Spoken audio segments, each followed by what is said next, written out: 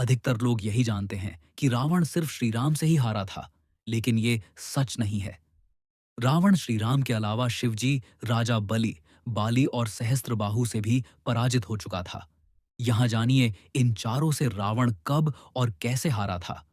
बाली से रावण की हार। एक बार रावण बाली से युद्ध करने के लिए पहुंच गया था। बाली उस समय पूजा कर रहा था। रावण बार बार बाली को ललकार रहा था, जिससे बाली की पूजा में बाधा उत्पन्न हो रही थी।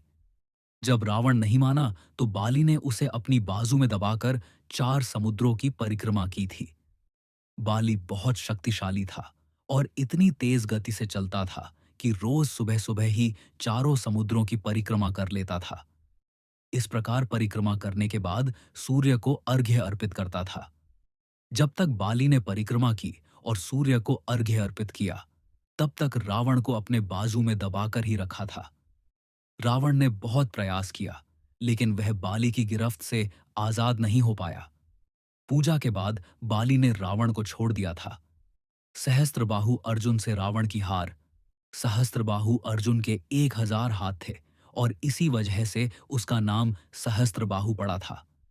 जब रावण सहस्त्रबाहु से युद्ध करने पहुंचा, तो सहस्त्रबाहु ने अपने 1000 हाथों से नर्मदा नदी के बहाव को रोक दिया था। सहस्त्रबाहु ने नर्मदा का पानी इकट्ठा किया और पानी छोड़ दिया, जिससे रावण पूरी सेना के साथ ही नर्मदा में बह गया था। इस पराजय के बाद एक बार फिर रावण सहस्त्रबाहु से युद्ध करने पहुंच गया था। तब सहस्त्रबाहु ने उसे बंदी बनाकर जेल में डाल दिया था। राजा बलि के महल में रावण की हार। दैत्यराज बलि पाताल लोक के राजा थे। एक बार रावण राजा बलि से युद्ध करने के लिए पाताल लोक में उनके महल तक पहुंच गया था। वहां पहुंचकर रावण ने बलि को युद्ध के लिए ललकारा। उस समय बलि के महल में खेल रहे बच्चों ने ही रावण को पकड़कर घोड़ों के साथ अस्तबल में बांध दिया था। इस प्रकार राजा बलि के महल में रावण की हार हुई।